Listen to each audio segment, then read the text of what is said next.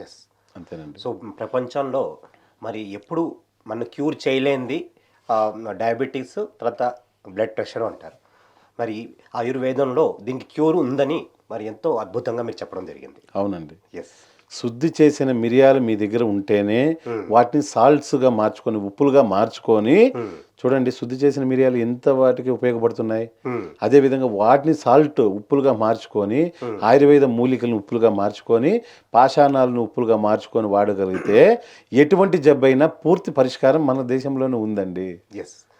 So, ఈ శుద్ధీకరణ అయిన ఈ మిరియాలన్నారు కదా! అవునండి. దీన్ని ఉప్పుల కింద ఎలా మారుస్తారో అదొక ప్రొసీజర్ చెప్పగలుగుతారా? ఉప్పుల కింద అంటే ఇప్పుడు చూడండి శుద్ధి చేసిన మిరియాలను మనం ఆల్రెడీ శుద్ధి చేసే ప్రక్రియ మీకు ప్రక్రియ చెప్పేసారు. అవును. చెప్పామండి. హ్మ్. శుద్ధి చేసిన మిరియాలని హ్మ్. పుటం పెడతామండి మేము. హుహు. పుటం అంటే ఒక చిన్న మీకు ప్రమిదలు ఉంటాయండి. అవును. ప్రమిదలుంటాయి. అవును. ప్రమిదలు సైజ్ అంటే మనకు ఎంత మోతాదు మనం తీసుకుంటామో అంటే ఎంత వెయిట్ మిరియాలు శుద్ధి చేసిన మిరియాలు మనం తీసుకుంటామో హ్మ్. వాటిని ప్రమిద తీసుకొని హ్మ్. ఫస్ట్ వాటిని ప్రమిద కరెక్ట్‌గా 2 ఉండాయి లేవా అతుక్కొని ఉంటాయి లేవా గ్యాప్ లేకుండా ఉండాలండి. హ్మ్. వాటిని చూసుకొని హ్మ్.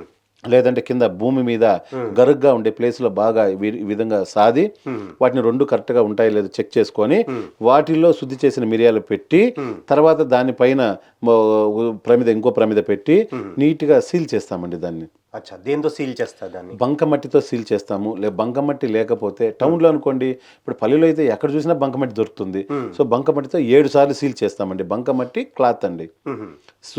సీల్ చేస్తామండి. 7 రౌండ్లు ఓకే. సీల్ చేస్తామండి.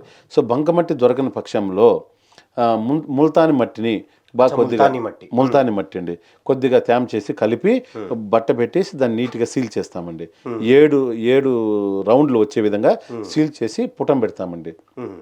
పుటం కూడా హ్మ్. భూమి కొద్దిగా భూమి లోతు తవ్వి ఒక హ్మ్. 2 అడుగులు లోతు తవ్వి ఓకే.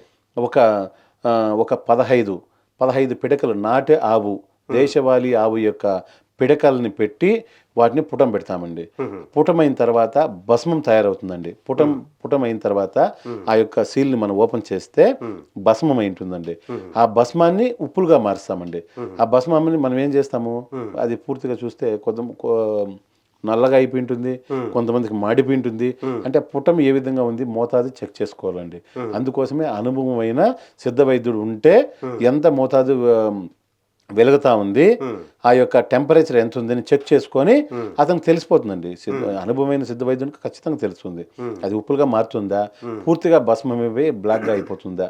అనేది చెక్ చేసుకొని వాటిని ఉప్పులుగా మార్చుకుంటామండి. హ్మ్. కాబట్టి ఇది దయచేసి సొంతంగా ఎవరు చేసుకోకుండా హ్మ్. అనుభవమైన సిద్ధ వైద్యుల దగ్గర ఈ యొక్క శుద్ధి చేసిన మిరియాలని హ్మ్. ఉప్పులుగా మార్చుకొని ఇంగ్రీడియెంట్స్ వాడుకోగలిగితే హ్మ్. జీవితంలో జబ్బే ఉండదండి. హ్మ్.